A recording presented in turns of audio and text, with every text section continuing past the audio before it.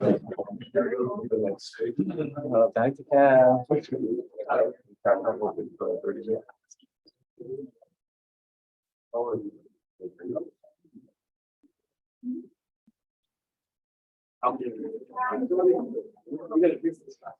But you're gonna say the same thing.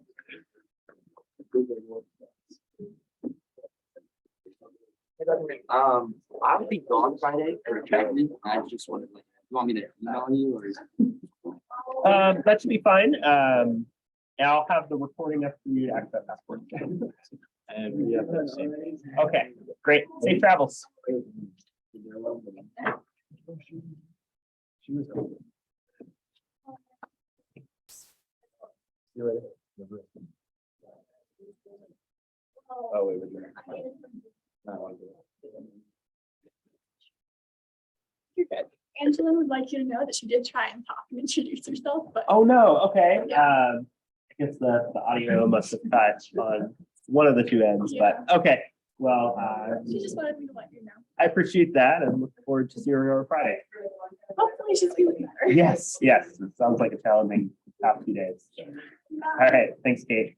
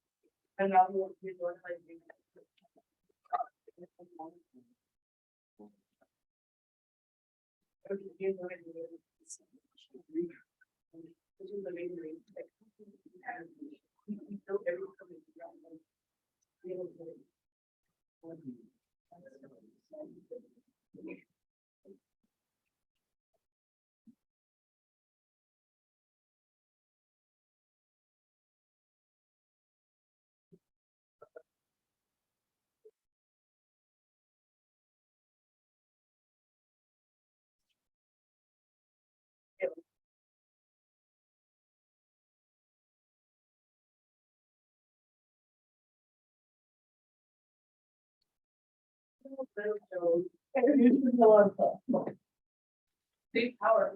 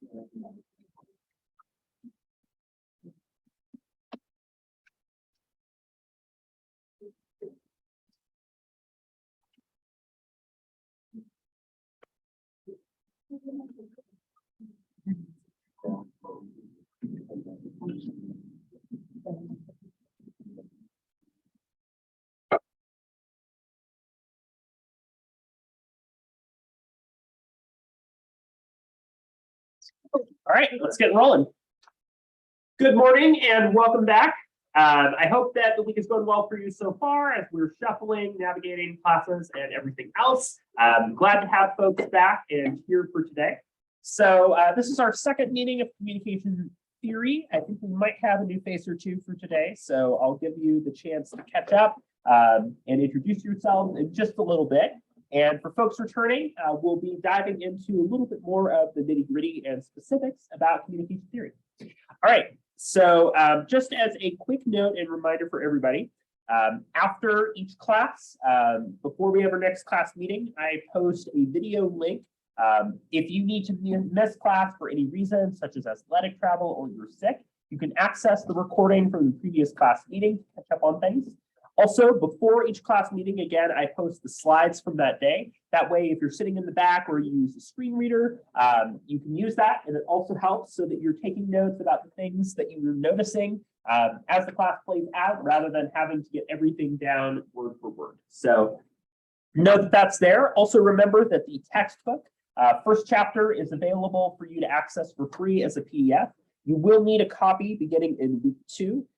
It's available through the EOU bookstore, and I also recommend that you consider an ebook rental, which you can access instantly, and that will help you to prepare since you'll need the reading beginning in the second week of the term. Lastly, remember that the week 1 quiz is due this Sunday. It's open note, open book, taken on Canvas, and just covers the material from the first week's readings as well as the syllabus. So make sure that you've completed that by Sunday if you haven't already done so. So welcome back. We took some time on Monday to introduce ourselves and learn a little bit more about each other. I also asked you all in groups to share examples of different theories, such as learned a lot about things such as last Thursday theory, theory of relativity, Mandela effect. We looked at a lot of different examples and talked a little bit about why theory matters, right? The idea being that theory provides us with a pair of glasses, with a framework, with a way of looking at the world and understanding our interactions between ourselves as people. We also went over the syllabus and class expectations. I recommend that you just review the syllabus in preparation for this week's quiz, or if you missed class on Monday. So for today, we're going to be talking a little bit more about communication, why it matters, doing a bit of a crash course in the study of communication. We'll also be exploring 3 major models of communication and also exploring what it means to use theory in communication for this class. How many people have taken a course in communication before? Okay. How many of you have taken 3 or more courses in communication? Okay. So we have a lot of folks with experience here. We are also going to have a number of folks who maybe are new to this area. So I'll be reviewing some content and also diving into some fields and areas that hopefully will add to your understanding as well. So what I want you to do is to just take a couple minutes on your own to define in your own words what communication is. You might also think about an example of communication in your response.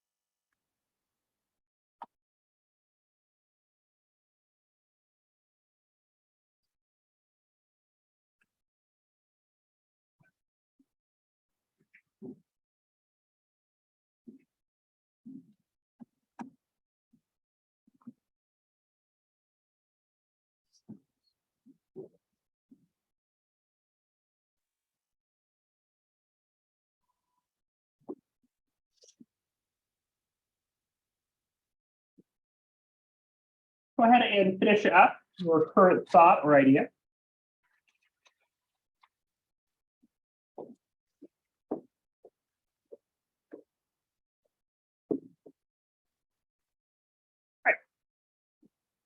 So what I would like us to do is to go around the room. I'll ask you to remind us your name.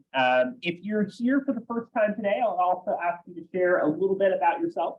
And then I want you to share your definition of communication. We'll probably hear some similar definitions, so I encourage you to perhaps add an example or build off of what you're doing so far in class. We'll start here on this side. Sorry to catch you while you're writing. Morning everyone, my name is Digma, and communication to me is how people tell each other things, whether it be verbal or non-verbal. It can range from one-on-one communication, small group communication, or even for massive crowds. And simply being in a conversation or even gesturing to others can be part of communication. Great.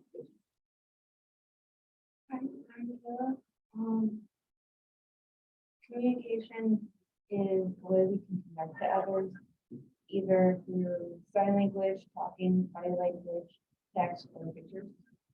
To like however. Great. Thank you. I appreciate your inclusion of sign language there. My name is Izzy. I said communication is exchanging information, thoughts, or ideas with one or more individuals. Last time, over spring break, I was mainly catching up on sleep, and my major is psychology. Awesome. Glad to have you back. My name is Fatima, and the way of communication is the way to communicate one person to another with my feedback, verbally and non-verbally, to touch bases. In southern maybe you want to stop and read subjects like healthcare, disability, healthcare, work, or cultural relations. Great. Like your inclusion of role of feedback, which we'll be talking about in this minute. Hi, I'm Joey. I wrote that communication is more of a process where there are two or more people to start a conversation, whether it's mental, physical, or figuratively. Where one side puts out information and the other takes it in, and the situation it can go vice versa as well. The simplest way I wrote it was the transfer of information to people. Communication as process, right? I can tell a lot of people who have taken processes. My name is Emil, and I said communication, interaction, sharing information with others, many times where it can be non-verbal. For my example, would just be a professor student. My name is Julie, and ethical communication is when you can receive information, such as talking standards with students and others. Okay. I said that to me, communication is the idea of conveying ideas and things to one another, whether it be vocally or otherwise. And then communication, if viewed abstractly, is connection. That is to me, and then I drew a picture and then two hands and something. Good. I wasn't here on my day, so my name's Jack. I should look with that. What I did over spring break was too much and too little. And my major is in art, and my Awesome. Glad to have you here, Jack, and I appreciated the example, right? Like the waves between the two heads. Great way to integrate your experience stuff too. I'm Callie, and I said communication is a verbal or non-verbal way to express an emotion, thought, or action to another person or people, and then without receiving replies. So I said like body language, whether tone or expression. Great. My name is Luke, and I said it's just the way that we connect and talk to people in many different ways, speaking, writing, texting, social media. An example could be someone putting a tweet. Communication as connection, right? Really important component. community, and I just said communication is verbally and non-verbally. Communicate feelings, thoughts, and ideas. Great. I'm Brock, and I said how information is I'm Austin, and I said communication is the process of interacting with others to introduce or share information. My name is Cole, and I just said interacting with other people through talking, sign language. Great. My name is Kyle. I said communication is the exchange of information between one or more parties. An example I had was a professor teaching their students, not only if there's spoken word, but factors such as inflection, gestures, and movement contribute to the message that's being. right? Nonverbal communication plays a really big, important role. In fact, most of the time, it is the majority of our communication. I'm good, and I said communication is the process of changing words or gestures to another party to gain insight or knowledge. I was reading, and I said sending and receiving messages, whether it's written, verbal, or not. No, when it comes to communication.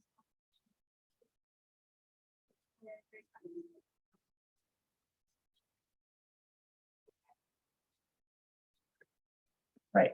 Thank you all for the reintroductions and new introductions for some of you. I appreciate it. Again, I can tell there's a group of people who have taken a comm class or two before, so I appreciated these definitions here. Some common threads that people were talking about, right? This idea of sharing or exchanging information with one another. Communication is how we do that. The idea of modality is important too, right? Communication is not just something that happens face to face, happens online, happens remotely. And within communication, right, it's not just about words, it's about how we use things like gestures, nonverbal communication, how we use media, and so forth. So there are a lot of different components. Communication is exciting in large part because of how broad it is and how much ground it covers. So I appreciated how these answers were really getting at the core of these elements. So we can think about communication as how we use symbols to engage with each other, right? This is something a lot of people were hitting on already, including points here about like ASL, hieroglyphics, and the way that we're ultimately able to put together meaning.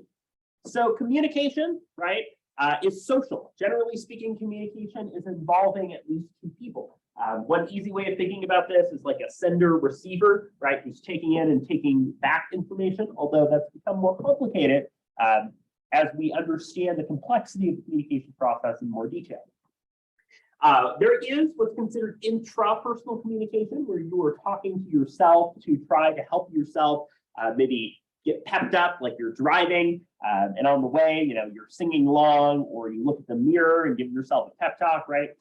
We do that, but typically communication is about at least two people and is designed to try to share, convey, and interact with one another.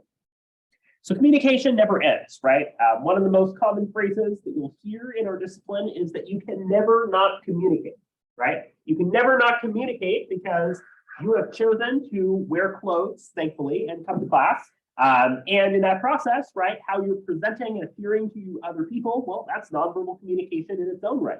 How you're choosing to engage in sending a message, how you're choosing to join something like a Zoom or Google meeting, right? Is your video on? Are you muted, right? Those are all elements that go into how you're presenting and sharing yourself in that context.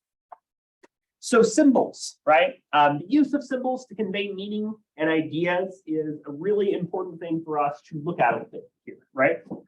Over time, we develop skills in communication because we come to understand symbols and what they mean. If you think about it, right, in a very general sense, like the word dog, right, it's just a bunch of squiggles and curves, right, to form D-O-G that we come to understand as letters that form the word dog, right? So communication is how we use symbols. Communication, right, shapes reality. Communication provides us with the framework and the cognition that allows us to engage with the world. There have been reports and studies and analyses of cultures where the words are different, and as a result, people understand the world in very different ways. For example, I would highlight the Piraha indigenous people who do not have numbers to describe past 3. So there might be 1 stick, 2 stick, 3 sticks, and then after that, it's mini sticks.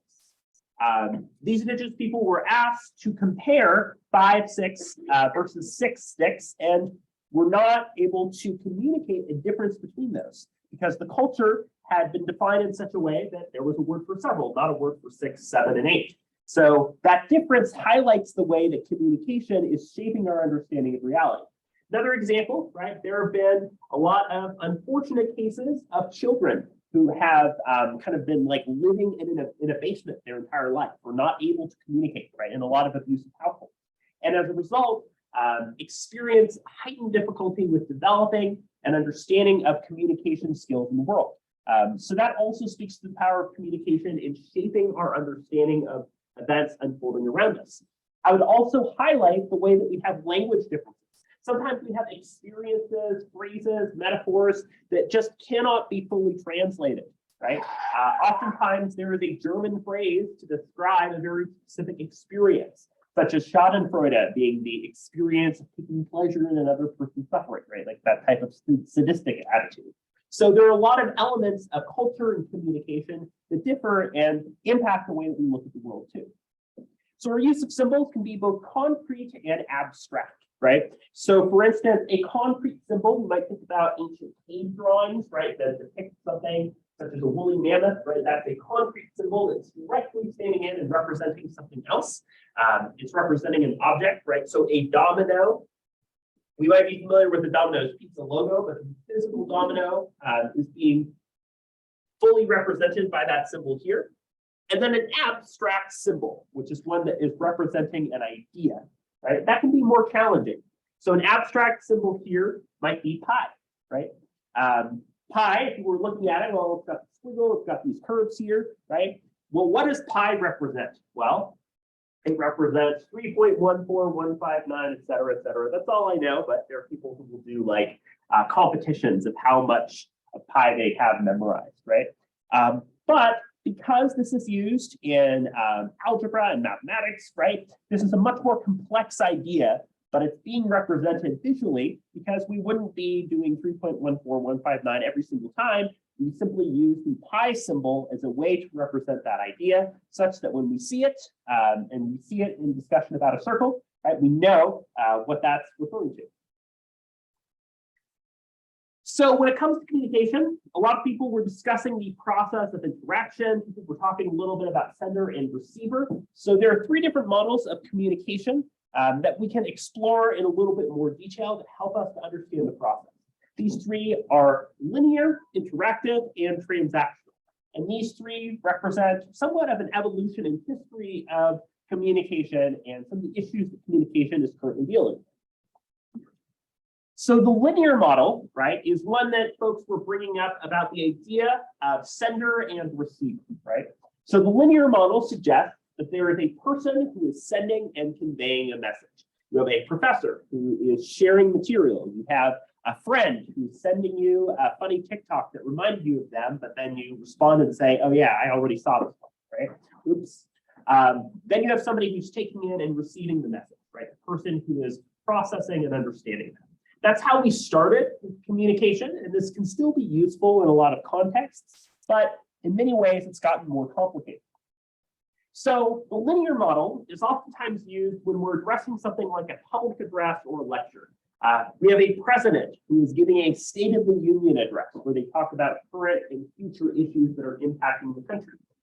We have a guest speaker on campus who's sharing a bit about their experiences. We have the Career Expo today, right? We have a variety of representatives coming in and sharing that experience too. We oftentimes also use the linear model when we're looking at media. Like, oh, hey, there's this new season of a TV show that just came out, right? And you're looking at that media and responding to that. The problem with the linear model is that it's not really thinking about interactions, right? If we think about a conversation we have with a friend, it's not this one-to-one sender-receiver. You're not like saying a thing to a friend, and they're not like a sock puppet that's responding back with their own comment. In many ways, the communication process is involving a lot of factors. Perhaps you're coming in under a lot of stress. You're going into your dorm, you're throwing your backpack on the ground. Maybe your friend is watching TV, right? You're interrupting each other. You're talking over each other. People are entering and exiting the room with you. Perhaps they have the TV on while you're talking. There are a lot of different elements of communication that might be missing from this model. So this brings us to model number 2, which is what's known as the interactive model. We can think about this as the seesaw model, right?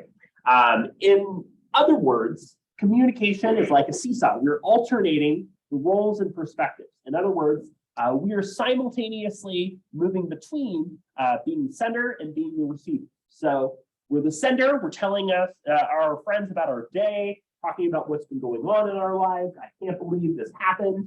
I can't believe that my car broke down, right? And then your friend is sharing their own experiences and switching roles, right? So you're moving from the sender role, and then you're moving back into the receiver role over the course of the conversation. right? So through that process, you're using your communication to go between being a sender and receiver. You have a sender, right, who is sending and encoding a message. Think about it like uploading like an email attachment where you are taking what's in your head and putting it into words. You have a receiver who's decoding, right? Their knowledge of language and of words allows them to listen and understand what's being said. We also have the role of noise, right? So noise can be physical, right? You have like a loud lawnmower in the middle of class that's distracting you, or a phone goes off. But noise can also be psychological and mental. So for instance, maybe you have just found out that a close relative is sick, right? And you're really concerned about how that relative is doing. And so you're a little bit less present and you're distracted, right? That would be considered psychological noise as well. Or maybe you're really hungry and you're thinking about what to get for lunch. Those biological factors are also considered noise because they impact or impede the way that we understand a message. So the interactive or seesaw model, right, is useful when we're thinking about conversations and engagement with one another, right? So it allows us to think about how one person is sharing their thoughts and the other is sharing theirs too. If you're doing something like an interview where somebody's asking and then responding to a question, right, that's a good example of seeing the differences in that approach. We might also look at this in terms of a public debate where there's a defined finite speaking time. This person speaks for 7 minutes, then this person speaks for 7 minutes, right? This is a model that's getting there, but is not quite dynamic enough to get at some of the challenges of the entire communication process. And now we have what is known as the transactional model of communication, right? So the transactional model of communication adds a little bit of a wrinkle to the process by saying that we are senders and receivers at the same time. In other words, we're not the sender and then the receiver, right? We're not moving between the sides of the seesaw. We are simultaneously below and above, in other words. So in this way, as we are sending a message, right, we're taking in and receiving information too. If you're talking to a friend and it seems like your friend is really distressed and anxious, right, and you're trying to tell them about your day, you're probably going to stop talking. You're going to check in and see what's going on with them, right? As you were speaking and sending, you were also receiving and taking in your friend's nonverbal response, right? In other words, we are both senders and receivers at the same time, according to the transactional model. So the transactional model, right, is, I think, a better way of thinking about something like a debate, right? If you watched something such as 2020 presidential debates, what little there were of them, right? What we know is that people were constantly talking over and interrupting each other, right? Where there was this constant back and forth in terms of feedback, responses to messages, and so on. A lot of people did not enjoy that. So the role of transactions, of moving back and forth between those, is a way of thinking about the simultaneous role here. We also use the transactional model in casual conversation, right? We don't have the staccato stock puppet, I'm the sender, I'm the receiver. We instead are moving between those roles. We're talking, we're taking in feedback, we're responding to messages, and so on. We also use the transactional model in more active forms of media. For instance, right, if you ever like watch streaming, like you have like a Twitch streamer you really like, right? They're responding to messages that come up in the chat as they're like playing a game. So, you know, you're like watching a Twitch stream, somebody's playing a game and somebody in the comments is like, oh, you have a skill issue, right? They take issue with that and respond to that message over the course of the conversation. So what I'm going to ask you all to do, I'm going to be putting you into groups of 3. And what I'll be asking you to do is to respond to this scenario. So we have Rachel and Linda who are talking about their spring classes. They're in a crowded hallway. Rachel is talking about the challenging chemistry class that she's taking. Linda smiles and says her psychology class is difficult too. Linda realizes that she's distracted because she's hungry and offers to buy Rachel lunch. And the two leave to go get food downtown. So I'll be asking you to use your assigned model, either the linear, interactive, or transactional, to create a physical diagram of this conversation, right? So diagram some of the information that you're being given about this conversation, and including the parts of the model that you feel are appropriate to this conversation too. And then once you have the chance to do that, I'll ask you to share your model with the class. Also, make sure that you take a moment to introduce yourselves to people in class too. So I'm going to number you from 1 to 3 and then ask you to move and work with your groups on creating this model from this conversation. So starting here with Austin, we have 1, 2, 3, 1, 2, 3, 1, 2, 3, 1, 2, 3, 1, 2, 3, 1, 2, and 3. So if you were a 1, move over here, you're working on the linear model. If you are a 2, you're in the middle, you're on the interactive model, and 3's on this side with the transactional model.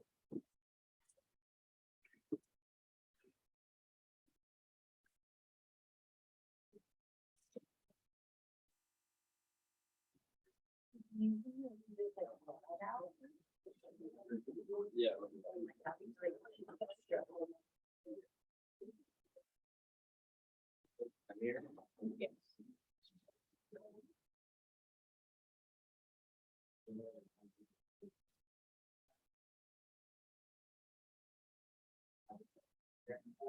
You can have this here. I'll get it.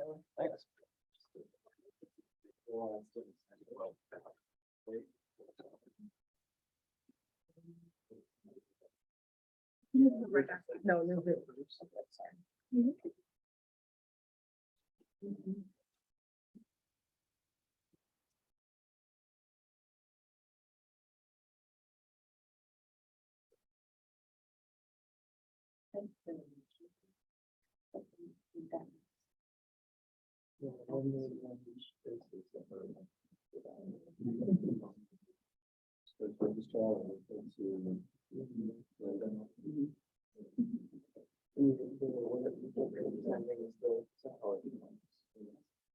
Rachel, chemistry. Chemistry. Yeah.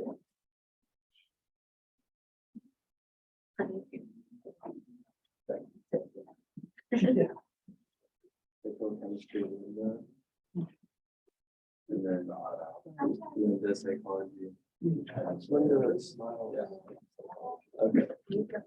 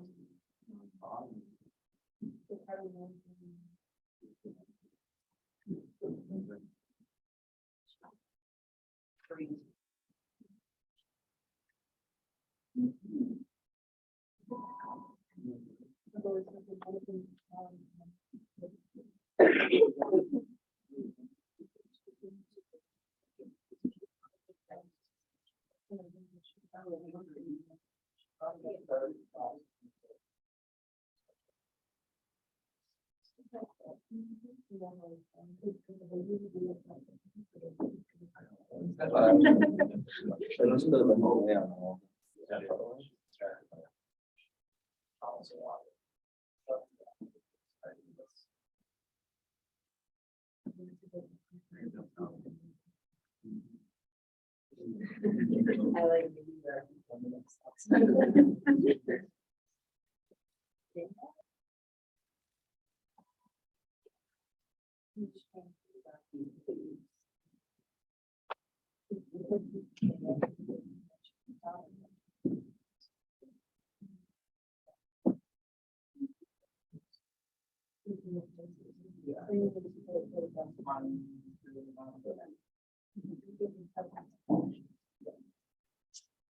We'll give groups a bit more time. You might start to transition into creating the diagram that you'll be sharing with us.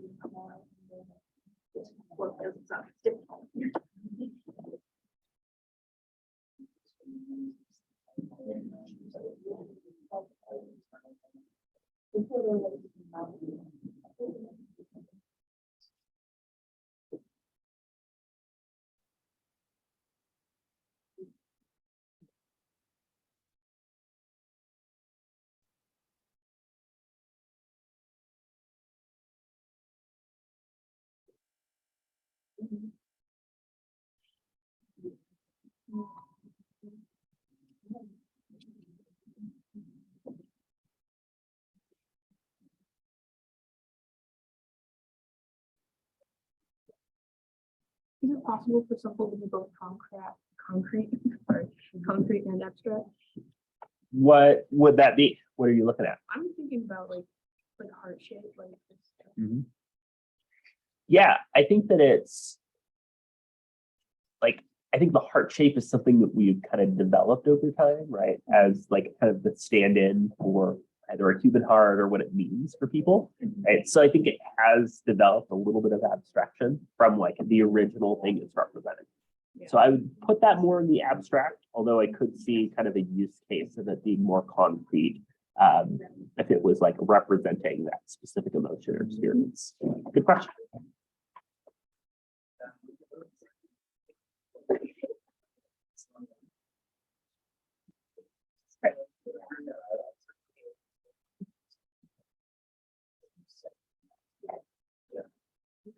Okay, are there any groups who would like some additional time?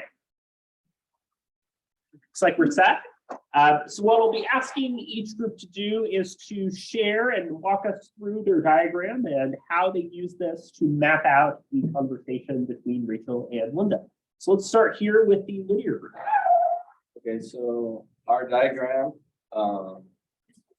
it has Rachel being the sender, sending the message, which is about her chemistry class, to Linda, which is the receiver.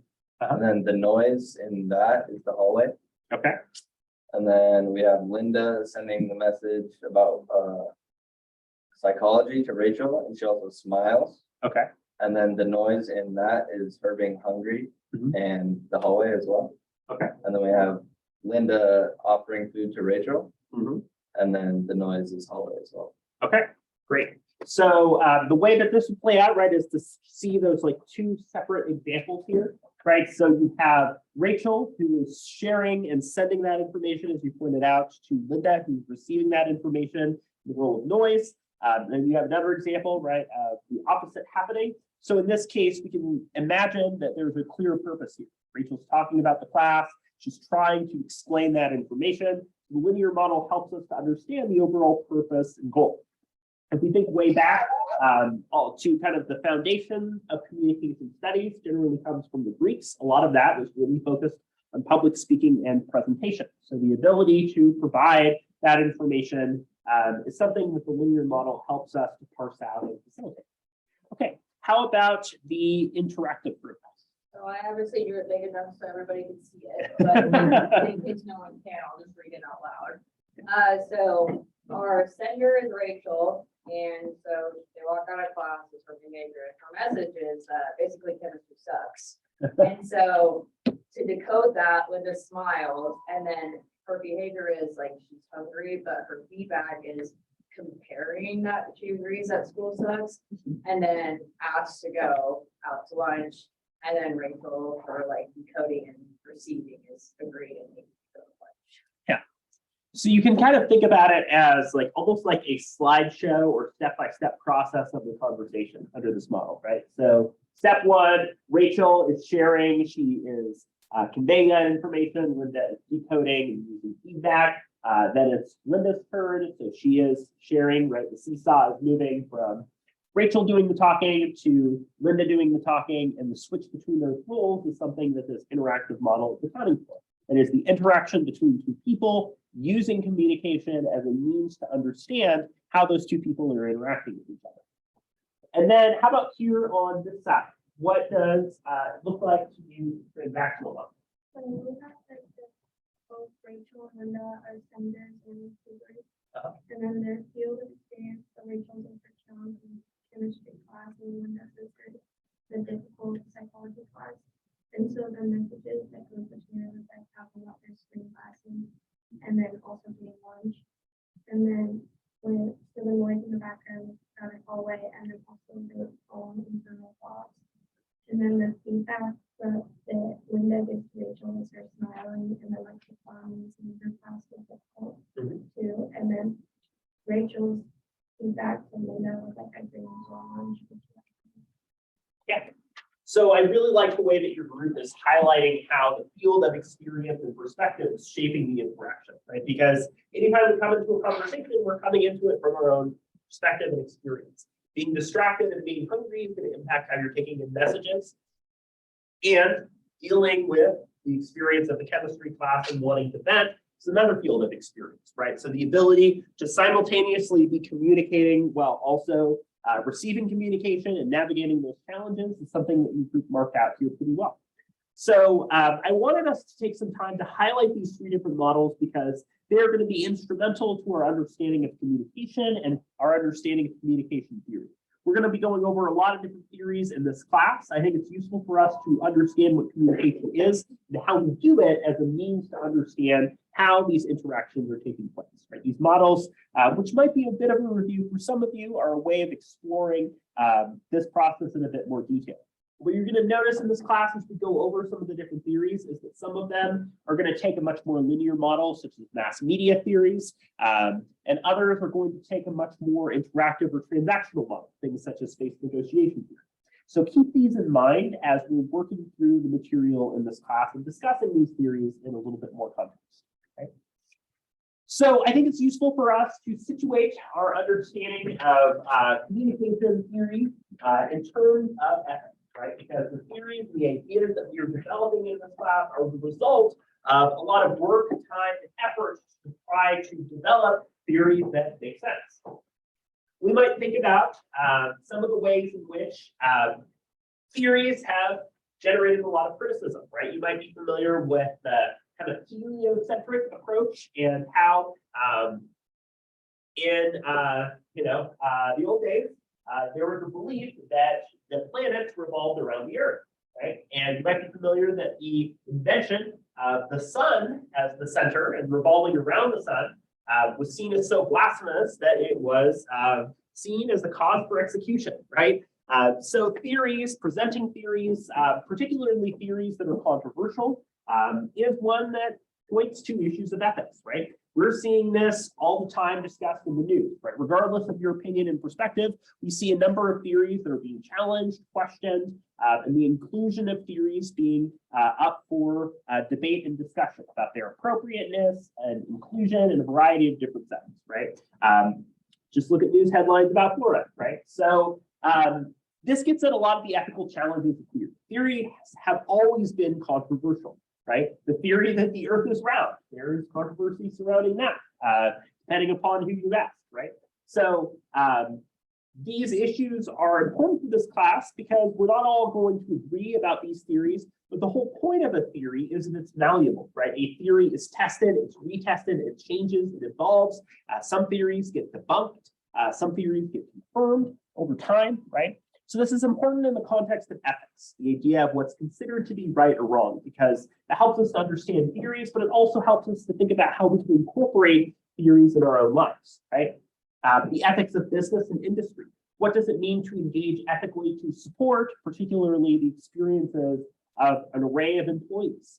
What does it mean in the context of religion, right? Religious or spiritual beliefs and their impact on our own experiences. Entertainment, what does it mean to put out content and use entertainment as a means of communication? Again, we see a lot of discussion and controversy surrounding that too, concerning like what material we consider to be or not be appropriate to share through media. Like things such as social media bans or restrictions are being talked about a lot. Higher education, again, we've seen a lot of cases of ethics and challenges surrounding ethics. Medicine, politics, and technology, COVID-19 policies related to COVID-19. So there are so many different elements of ethics and ethical debate being brought in, right?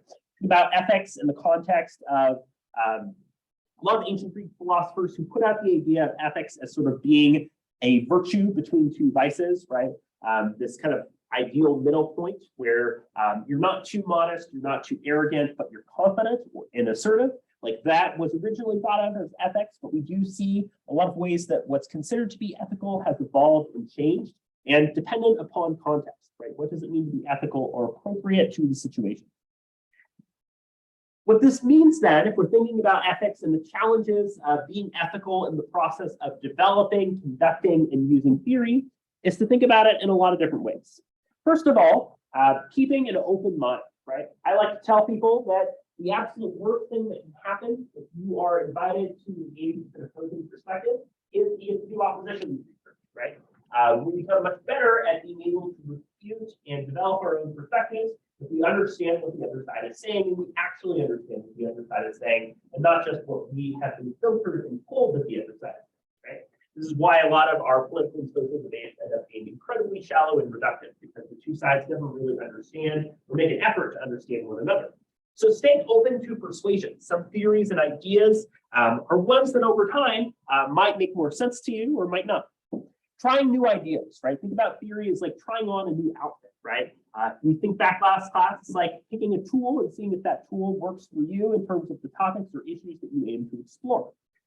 Recognizing, right, that different cultures have different perspectives. Some of the theories that we're going to be going over in the class relate to the idea of culture and identity and difference. Things such as face negotiation theory originated in an understanding of more collectivist cultures, where the idea of group reputation and well-being is generally seen as more important than the needs of an individual, right? So how cultures develop theory is going to look really different. Testing our knowledge and ideas. Right, so in this class, we'll have the opportunity to look at applications and use cases for a variety of different types of theory.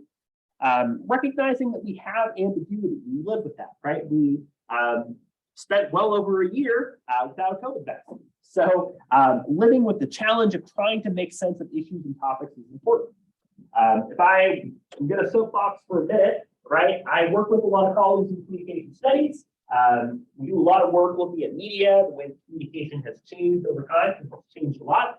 And I cannot for the life of me understand why I have certain colleagues who like make their personality not understanding what forms of social media are. Like, I don't know what a TikTok is, right? Well, there's a lot of debate and controversy about it, about how it's being used. Sure, but it's communication, and it's happening. You should understand it. And it's our job to understand it, right? So understanding and testing our knowledge of material, what can we learn? How can we dive into and explain new phenomena in communication, right? That ever-evolving and changing way that we communicate is incredibly important. Words evolve and change in meaning. One great example of a word that has evolved significantly over the last few decades has been the word gay, right? You think about that word being used in a discussion of something being happy. You think about that word being used in a much more pejorative sense to describe members of the LGBTQ community. And we now generally see it being used in a much more positive light. That word has oftentimes been reclaimed and used in a very different way than where it first began. Queer is in a similar light. So recognizing the communication changes over time and diving into these ideas, right? Being willing to engage with these theories and understand them in a bit more detail, right? Think about each class when we go into a theory as a chance for us to explore a perspective and idea that's been tested, developed, but is not gospel, right? Each pair of glasses is going to assume different things about the world and the way that we look at it. So to kind of wrap up the key ideas that we went over today, right, we're using this week as a way to set the groundwork for really getting into the nitty gritty of theories next week. Each class starting next week will be a different theory that we'll be going over. So communication is how we use symbols to convey meaning. Might be reviewed for a lot of you, but I do think it's a good way for us to understand what it is that we're looking at in this class, right? We talked about some of the three major models: linear, interactive, and transactional. We talked about how theory is approaching issues of ethics and our engagement with these different topics as well, right? So on Monday, we defined what theory was. Today, we really define what communication is. So I think we now know what the title of the course is all about. So on Friday, we'll be looking at some of the different subfields and areas of expertise in communication studies, things like health communication, interpersonal, mass media, and so on. And also looking at ways that we can analyze and best make sense of theory with each other too. So please pass forward your group activity with your group member names on it. Have a great rest of your day, and I'll see you again for Friday's class.